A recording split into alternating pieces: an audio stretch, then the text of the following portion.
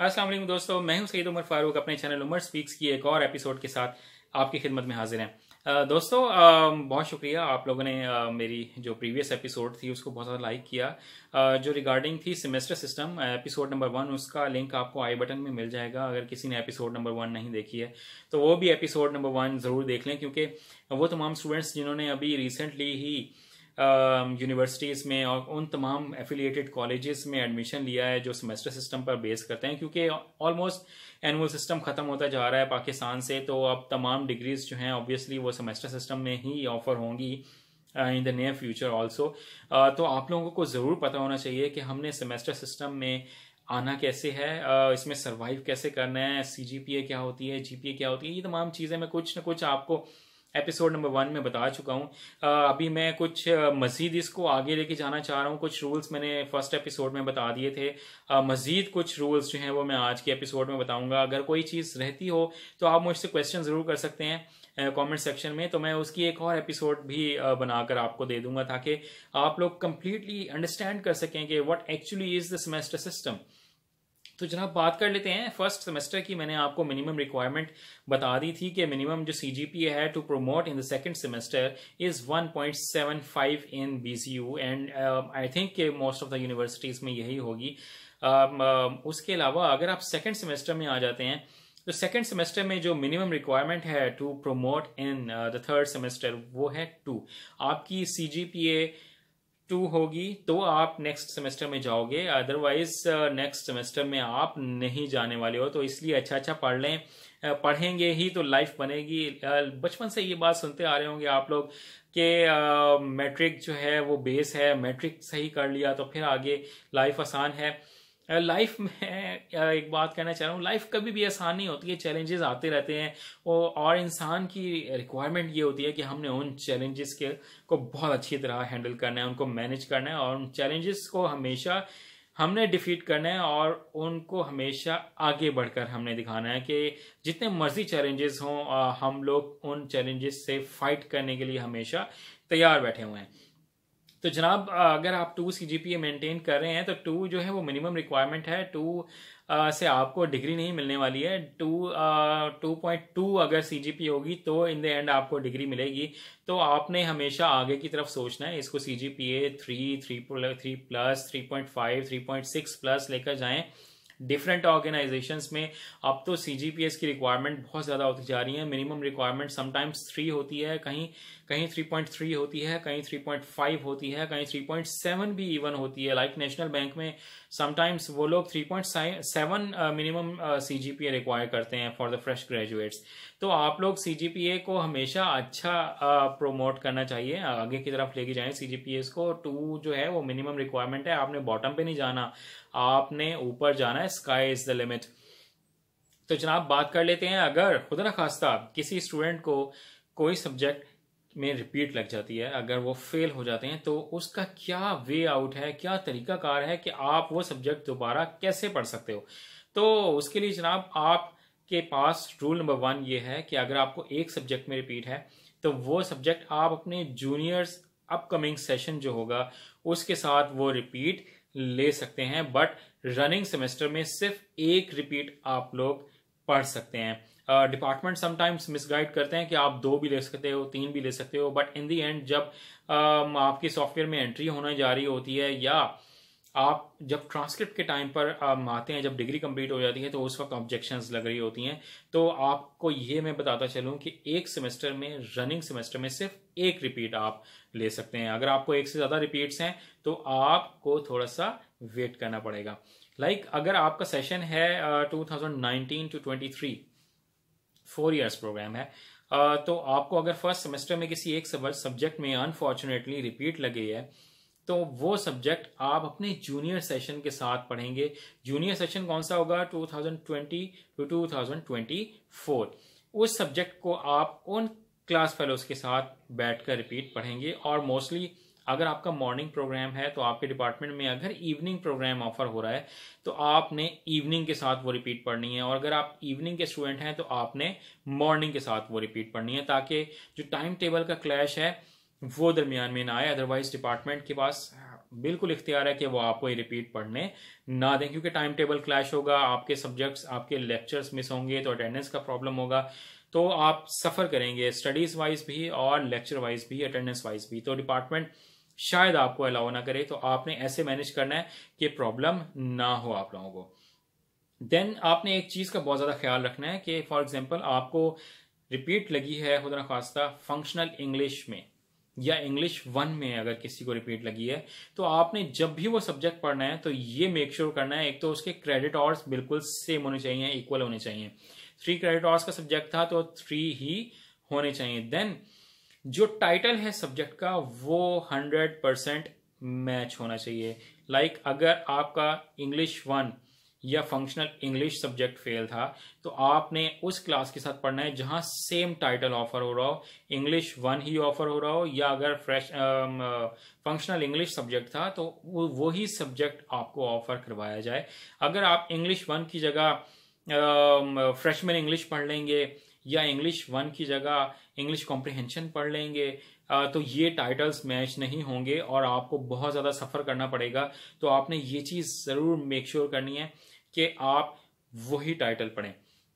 Then एक और चीज़ मैं आपको बताने जा रहा हूँ, मैंने लास्ट एपिसोड में एक बात की थी कि 0 क्रेडिट आवर्स का भी एक सब्जेक्ट होता है। जी समटाइम्स कुछ डिपार्टमेंट में 0 क्रेडिट आवर्स का सब्जेक्ट होता है, उसके कुछ लेक्चर्स आपको ज़रूर दिए जाते हैं, उसके एग्जाम्स भी ज़रूर होते हैं, आपको वो पास भी कंपलसरी होता है पास करना, बट उसका डिवाइज़र और उसका सीजीपीए पे कोई इफेक्ट नहीं होता। तो आपने ये मेक श्योर करना है कि वो सब्जेक्ट आपका ज़रूर पास हो, अगर रिपीट भी होगी तो भी आपको वो पास करना ज़रूरी होगा। देन अगर हम बात करें आगे कि अगर 2 सेमेस्टर्स के बाद समर डिपार्टमेंट ऑफर करता है, और नॉर्मली वो जून, जुलाई एंड अगस्त में समर सेमेस्टर जो है वो स्टूडेंट्स को ऑफर किया जाता है, तो आप लोग ड्यूरिंग द समर सेमेस्टर सिर्फ और सिर्फ 2 सब्जेक्ट्स रिपीट कर सकते हैं। 2 सब्जेक्ट्स आप रिपीट कर सकते हैं, 2 से ज़्यादा डिपार्टमेंट आपको अलाउ नहीं करेगा, और उसकी एक प्रॉपर फीस होती है जो आप लोगों को पे करना पड़ेगी। देन एक एडवांस की भी ऑफर होती है। लाइक आप अगर कोई सब्जेक्ट आने वाले सेमेस्टर में ऑफर होना है और आप वो चाहते हैं कि मैं इस समर में ही पढ़ लूँ, तो आप उसको एज एडवांस सब्जेक्ट पढ़ सकते हैं। उसका आपको फ़ायदा ज़रूर होगा, और उसका आपकी पोजीशन पे कोई इफेक्ट नहीं होता है। समटाइम्स स्टूडेंट्स ये समझ रहे होते हैं कि अगर हम एडवांस में कोई सब्जेक्ट पढ़ लेंगे तो शायद हमारी अगर पोजीशन बनती होगी तो वो पोजीशन नहीं बनेगी, बट उसका इफेक्ट पोजीशन पर बिल्कुल हरगिज नहीं होता है। तो इससे आपको परेशान होने की ज़रूरत नहीं है। तो अगर आप एक एडवांस पढ़ रहे हैं तो आप फिर एक एडवांस और एक रिपीट पढ़ सकते हैं। ये मैं बात बताता चलूं, अगर किसी भी स्टूडेंट को ड्यूरिंग द सेमेस्टर और through out the session 4 semesters हों या 8 सेमेस्टर्स हों, अगर कोई एक सब्जेक्ट में भी रिपीट लगी है तो उसकी पोजीशन नहीं बनेगी, चाहे उसकी सीजीपीए 4 आउट ऑफ 4 ही क्यों ना हो, आपको पोजीशन सर्टिफिकेट नहीं मिलेगा। चाहे सबसे ज़्यादा सीजीपीए भी आपकी है तो भी आपको पोजीशन नहीं मिलेगी। ये सिर्फ और सिर्फ यूनिवर्सिटी के स्टूडेंट्स के लिए है, क्योंकि कॉलेजेस को, एफिलिएटेड कॉलेजेस को वैसे यूनिवर्सिटीज़ जो हैं वो पोजीशन नहीं देती हैं। तो जनाब रिपीट का मतलब है कि आपके ट्रांसक्रिप्ट पर आर लिखा हुआ नजर आएगा, तो आप ये मेरे ख्याल में कोई भी स्टूडेंट ये नहीं चाहेगा कि हमारे जो पूरा एक ट्रांसक्रिप्ट हमें मिलना है at the end of the session उसमें आर हमें लिखा हुआ नजर आए। तो कोशिश ये कीजिएगा कि आपको किसी सब्जेक्ट में रिपीट ना लगे, बहुत अच्छा पढ़ें ताकि आपको कोई भी प्रॉब्लम फेस ना करनी पड़े। तो आपके पास टाइम ड्यूरेशन कितना है डिग्री को कंप्लीट करने का, ये भी मैं आपको बताता चलूं। अगर आप 2 इयर्स प्रोग्राम में हैं, लाइक मास्टर कर रहे हैं, एमएससी कर रहे हैं, तो आपके पास 2 इयर्स प्लस 2 एडिशनल सेमेस्टर्स हैं आप लोगों के पास, नॉट 1 ईयर। एक बहुत मिसकॉन्सेप्ट है लोगों के माइंड में कि शायद जो 2 साल प्रोग्राम्स होते हैं उसमें 2 साल तो डिग्री के हैं, उसके बाद 1 साल और भी होता है। रूल्स में 1 साल का कहीं जिक्र नहीं है, रूल्स में क्लियरली लिखा हुआ है कि 2 years plus 2 additional semesters. 2 additional semesters का मतलब ये है कि आपके पास तकरीबन 8.5 से 9 महीने हैं एडिशनल वो अपनी डिग्री कंप्लीट करने के। यानी कि अगर किसी के 2 साल कंप्लीट हो गए हैं और उसका कोई सब्जेक्ट फेल रहता है तो उसने वो 8 साढ़े 8 महीनों के अंदर अंदर वो सब्जेक्ट पास आउट करना है। अगर आप उन 8.5 महीनों के अंदर या 9 महीनों के अंदर वो सब्जेक्ट क्लियर नहीं करते हैं तो आपको समर सेमेस्टर ऑफर नहीं किया जाएगा। उसके लिए एक बहुत लंबी चौड़ी एक कैंपेन है, एक पूरा उसकी लेनी पड़ती है, इजाज़त लेनी पड़ती है, परमिशन लेना पड़ती है, उसमें बहुत ज़्यादा स्टूडेंट सफ़र करते हैं। तो मेरा मशवरा यही है कि अपने टाइम ड्यूरेशन के अंदर अंदर अपनी डिग्री को कंप्लीट करें। देन बात कर लेते हैं कि 4 इयर्स प्रोग्राम है, अगर आप बीएस कर रहे हैं तो उनके लिए 4 इयर्स प्लस 4 एडिशनल सेमेस्टर्स हैं।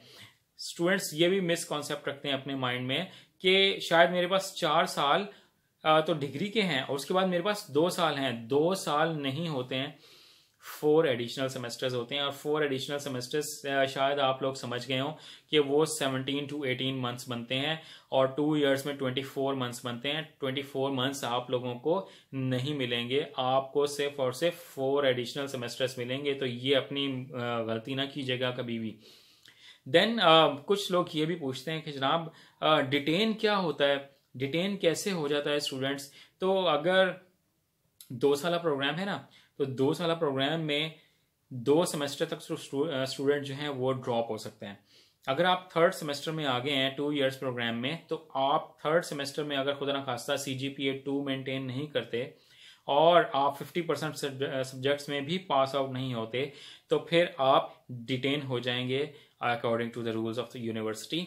फिर आपको अपने जूनियर सेशन के साथ वो कंप्लीट सेमेस्टर पढ़ना पड़ेगा जिस सेमेस्टर में आप डिटेन हुए हैं। लाइक अगर आप 3rd सेमेस्टर में डिटेन हुए हैं, उसमें आप 2 सब्जेक्ट्स में पास थे और 3 सब्जेक्ट्स में फेल थे, तो ये मत समझिएगा कि वो 2 सब्जेक्ट भी मुझे नहीं पढ़ने पड़ेंगे। आपको पूरे 5 सब्जेक्ट्स पढ़ने पड़ेंगे। तो और फीस भी उसकी पे करना पड़ेगी।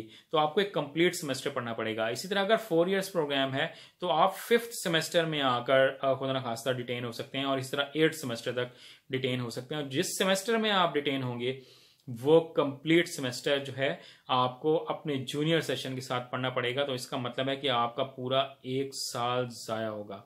तो आपने इस बात का ज़रूर ख्याल रखना है। उसके बाद जब 2 साल डिग्री कंप्लीट हो जाती है मास्टर्स प्रोग्राम में, तो एक कॉम्प्रिहेंसिव एग्ज़ाम होता है। तो वो कॉम्प्रिहेंसिव एग्ज़ाम डिपार्टमेंट ही कंडक्ट करता है और उसको पास करना कंपलसरी है। अगर आप कंपलसरी उस कॉम्प्रिहेंसिव एग्ज़ाम को पास नहीं करेंगे तो आपको दोबारा अटेम्प्ट करना पड़ेगा। 3 अटेम्प्ट्स होती हैं। अगर आप 3 अटेम्प्ट्स में आपने कॉम्प्रिहेंसिव एग्जाम पास ना किया तो आपकी डिग्री जो है वो कैंसिल हो जाएगी, आपके 2 साल ज़ाया हो जाएंगे। अगर हम बीएस प्रोग्राम की बात करें तो 4 साल के बाद कॉम्प्रिहेंसिव होता है और कुछ डिपार्टमेंट में कॉम्प्रिहेंसिव होता है और कुछ डिपार्टमेंट में कॉम्प्रिहेंसिव नहीं भी होता। वो उन डिपार्टमेंट्स में कॉम्प्रिहेंसिव नहीं होता जो कोई स्पेशल प्रोजेक्ट करवाते हैं या रिसर्च करवाते हैं या थीसिस करवाते हैं, उनका कॉम्प्रिहेंसिव नहीं होता। बट वो स्टूडेंट्स जो कोई रिसर्च नहीं करते, कोई स्पेशल प्रोजेक्ट नहीं बनाते, उनका कॉम्प्रिहेंसिव ज़रूर होगा और बिल्कुल वैसे ही होगा जैसे मास्टर्स के स्टूडेंट्स का होता है। तो आपको वो कंपलसरी है पास आउट करना। अगर पास नहीं करेंगे तो 3 कंसेक्टिव चांसेस हैं। अगर उसने पास कर लिया तो ठीक है, अदरवाइज आपकी डिग्री कैंसिल हो जाएगी। तो ये कुछ रूल्स एंड रेगुलेशंस थे। इसमें कुछ कॉम्प्लेक्सिटीज भी हैं। अगर कहेंगे कोई क्वेश्चंस होंगे तो मैं एक 3rd एपिसोड भी ज़रूर बना दूंगा सेमेस्टर सिस्टम से रिलेटेड। फिलहाल के लिए आई थिंक इतना बहुत है जो मैंने आप लोगों को बता दिया है। आपको ये बहुत हेल्प आउट करेगा 2 साल में, और अगर 4 साल प्रोग्राम है तो उसमें अगर कोई क्वेश्चन हो तो कमेंट सेक्शन में ज़रूर बताइएगा। अपने घर वालों का बहुत ज़्यादा ख्याल रखिएगा। इस एपिसोड को ज़रूर शेयर कीजिएगा ताकि बहुत सारे स्टूडेंट्स जिनको नहीं पता वो सेमेस्टर सिस्टम को कम्प्लीटली अंडरस्टैंड कर सकें। अपना बहुत ख्याल रखिएगा। अल्लाह हाफिज़।